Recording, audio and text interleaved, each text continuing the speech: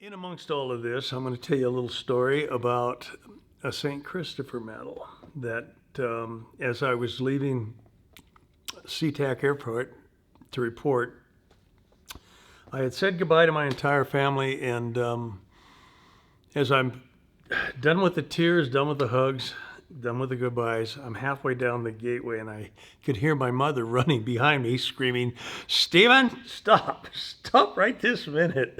And she said, "Okay." I says, "What? What?" In which case I started crying again. I couldn't for the life of me figure out what it was. She pulls this St. Christopher's medal off of her neck, drops it over my head, and says, "Under no circumstance ever take that off." Well, Mr. Christopher and I, we went to war. I wore that through basic training, and after basic training to Fort Walters, Texas for primary training, where we started with 368 candidates, and later on to Fort Rucker for final training and transition into the Huey. And 9 months later, we basically graduated 62 out of that group. That was it. And of those 62, everybody got orders for Vietnam. The entire time I was in Vietnam, I don't care what I was doing, where I was going, that medal stayed with my dog tags, and that medal never came off. My dog tags never came off. I was in country probably a month and a half, 2 months, and still getting used to the aircraft, still getting used to the area of operation. And we were at Tuiwa, is where we were stationed for the first 6 months I was in country. And one of the missions we had to fly that day was in up north of Quy Nhon in Tu Quoc, a place called LZ English and Bong Song area. And Charlie owned that. The entire war, and I don't care what time of the war it was, whether it was the early 60s, whether it was the mid 60s, whether it was the early 70s, that was just a bad place. And the last thing you wanted to ever do is go up there single ship. And we went up there single ship. But usually, you're within radio call of somebody, and help isn't too far away. And by God, if anybody ever hears a mayday or anything like a mayday, or, we're taking fire, your ears perk up, and you get coordinates, and you turn that thing around. I don't care where you are. And you're the help, you're all they got. And we were up there single ship, and we were inserting some troops into an outpost, and you either went in high and circled in, minimizing the time you spent in the air, or you went in on the treetops, kicked it up sideways and dropped it in. And as soon as that thing was clear, you didn't spend 15, 20 seconds on the ground, you were out of there. Just wasn't a good place to be. And coming out, we took all kinds of fire, and we were taking hits, and we noticed the gauges going from green to red, and we were losing engine RPM, and we had gotten enough altitude where we could auto-rotate, and we found the safest area that we thought we could find, and we got her on the ground. And fortunately enough, there was another ship and a couple gunships that had heard our call for Mayday, and we put it on the ground. But if you do hit the ground and there is nobody there, protocol is pull the radios, pull the guns. You usually have a survival vest on. It's got a Prick 25 radio in it, and you keep calling because somebody will eventually hear you. We're on the far enough north that there wasn't anybody real close, but what time we spent on the ground seemed like an eternity. But by the time we got it on the ground, we were far enough away from where we were taking fire that we were in a secure area, and we were waiting. Finally, help shows up. Slick's coming in, the prettiest thing you ever seen, and you heard it long before you ever. It's amazing how quiet it is on the ground.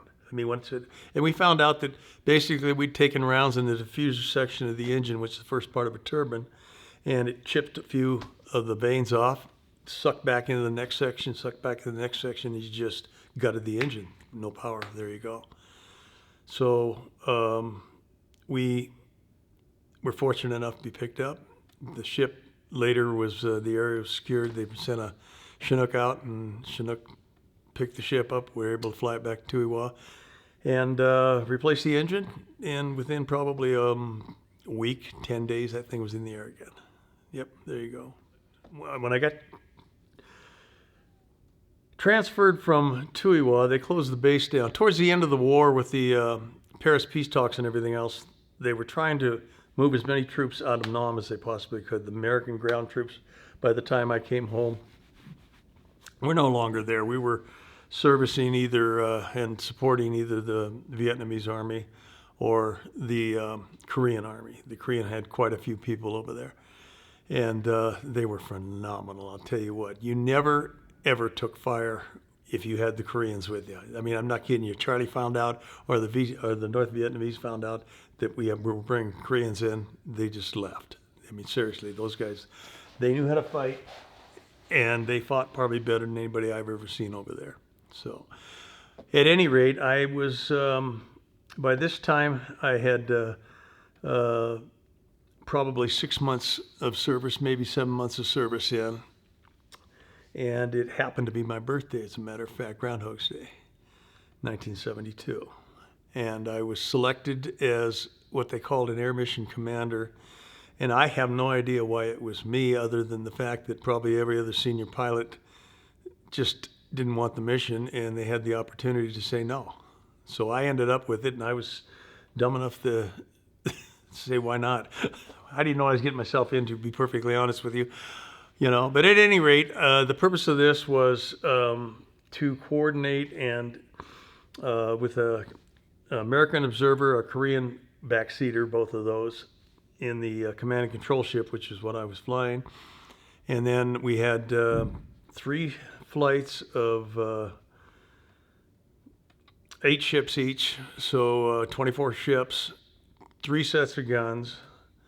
Charlie models as well as Cobras that were part of this, and we were constantly rotating different ships, coming and going, picking up 500 Koreans and inserting them into LZs that was southwest of Quy Nhon in the mountains in the Central Highlands is where we were. So the sole purpose of this mission was basically I'd get calls from the gunships. They'd be on station. I'd get them set up. We would have probably 3, maybe 4 pickup zones, PZs as we called them, and we had probably 7 or 8 different LZs that we were putting these people in. And you had to coordinate your fire prep in all these LZs. I would have to drop down, which is, or one of the other slicks would drop down, and we'd put smoke where the LZs needed to be so we could mark them for the ships coming in. And once we had them marked, we'd basically tell them whether it was a 1 ship, 2 ship, 3 ship, 4 ship LZ, how many ever ships they get in. They'd set themselves up on short final, come in, kick off their troops. Each one would be probably hauling anywhere from 6 to 8 Koreans.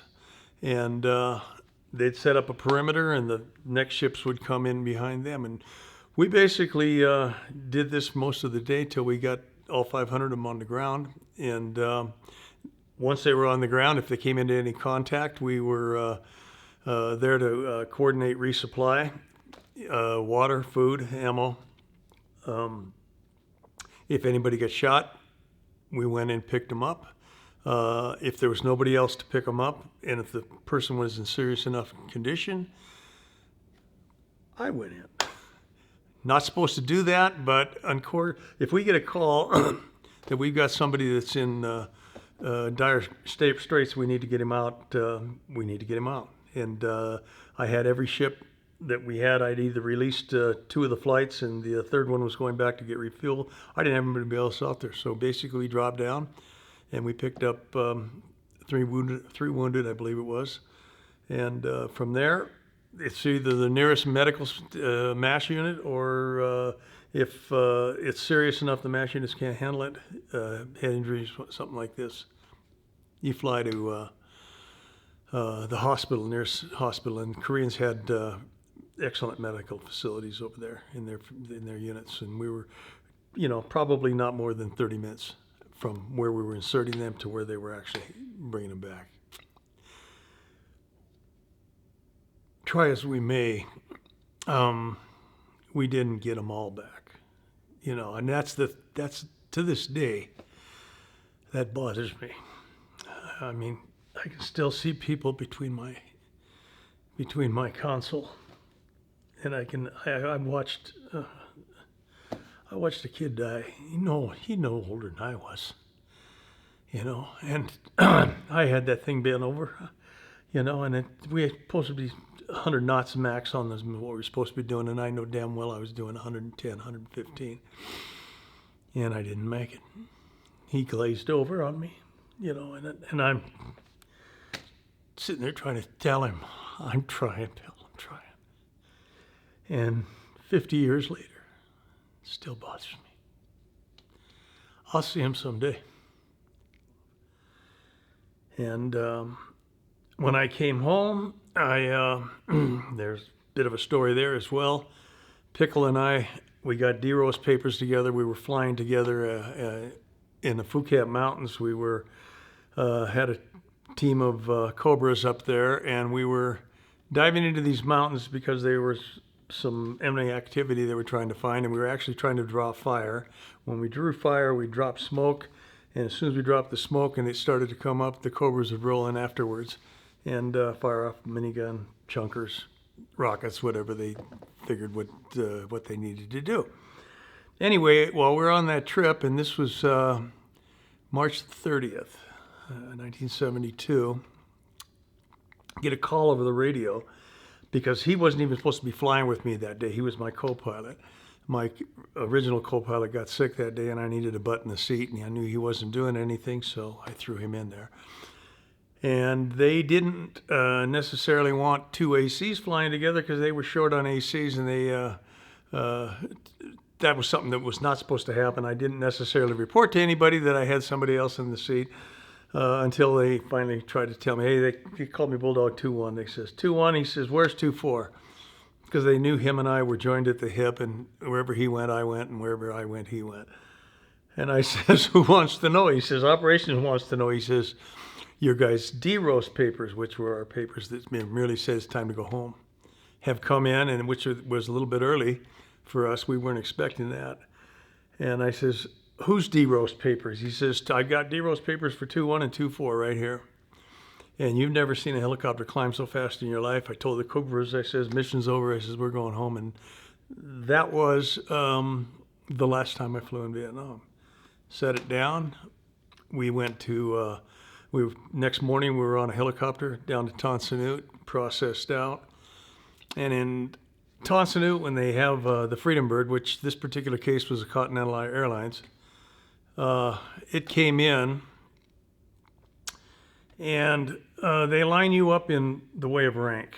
They have, in this case, full bird colonels, majors, captains, and then the warrant officers, which we were warrant officers, and then all the enlisted men behind us. And I told Pickle, I says, buddy, I says, as soon as that door opens, I says, we're going to be the first ones on that plane. The door cracked, out comes the stewardess. Pickle and I run around the entire group of people ahead of us, up those stairs, and it turns out his sister was a stewardess for Continental, just happened to be there, and she looked up and saw it was her brother, and it was me, and she was one of the last ones we saw before we left San Francisco. That's where she was based out of. She laid a big kiss on him. She grabs me. She lays a big kiss on me, and there's 300 guys behind us thinking, no, this is going to be good. At any rate, onto the plane, home. Mom didn't know I was coming home. They didn't have any place to put us in the States. They didn't have any place to put us in Europe. They told us we'd never fly again. If we wanted to, we could go home and sleep in our own beds. And I'm telling you, by this time in my life, I was burned out. I was tired. I'd grown up in a hurry. So we signed on the dotted line, says, that's enough of this. We're done. And I went home and I slept in my own bed that night. But Mom didn't know we were coming home. And I came up the back steps. She was sitting with her back to me, peeling potatoes at the kitchen table. And as I came up behind her, I gave her a big hug, and I slipped the St. Christopher medal off of me. And I dropped it on her neck, and I said, "Worked like a charm." I says, "Your boy's home." Anyway, she wore that till the day she died, and I took it back. And I wore it for several years until my grandson, who wanted to enlist right out of high school, and I tried to get him into the warrant officer program. I says, there's a lot of things you can do in the Army. I says, this is probably a great opportunity. I said, I know you can do this. And he says, "Grandpa," he says, "I don't want to fly helicopters." He said, "I want to jump out of them." I said, okay. So he went down the road he had to go down. He became Special Forces Ranger. And the week before he went to Afghanistan on his first tour, I took him out. We had a steak dinner. We talked about things, and I tried to tell him what he needed to do to survive. And I knew he would do it, and he did. And in the parking lot after dinner, he gave me a hug, and he says, "Papa," he says, "I'll be okay." And at least says, "I love you," and started to walk away. And I thought for a second, I said, "Wait a minute. Just come back here." He came back, and I pulled that St. Christopher's medal off me. I dropped it around his shoulders. And I don't know why I'm so emotional about this, but I am. Anyway, he served gallantly and proudly in 2 tours in Afghanistan. And he came home and decided that the Army wasn't his piece of cake, and he was going to get out. And he got out, and I was at work. His dad worked with me at a company we'd formed.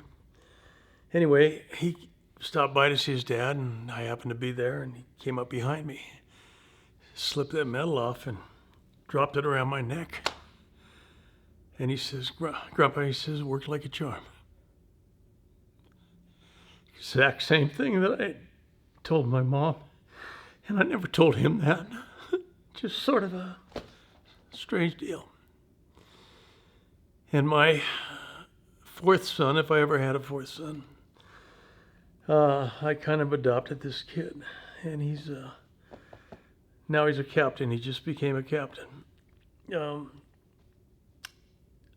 Got orders for Korea 2 years ago. So off came the medal, and I said it's on its 3rd tour. And I haven't got that one back yet, but I'm expecting it any time.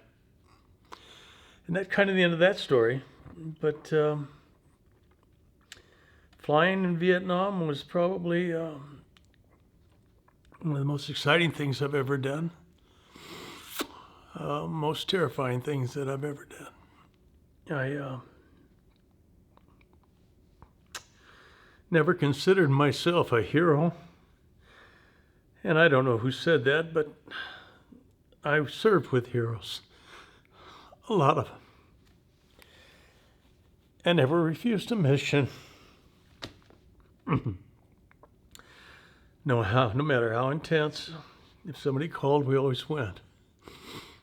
I got shot down 3 times. Shot up a number of times. But thanks to Mr. Christopher and probably a lot of prayers from my folks, I said I got it home.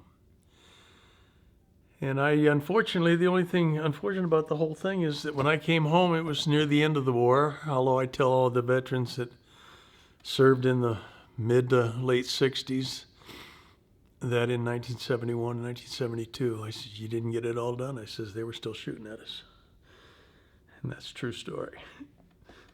And anyway, it is something I think about all the time. You never forget it. Um, uh, it's something that if they asked me to do it again, I'd do it.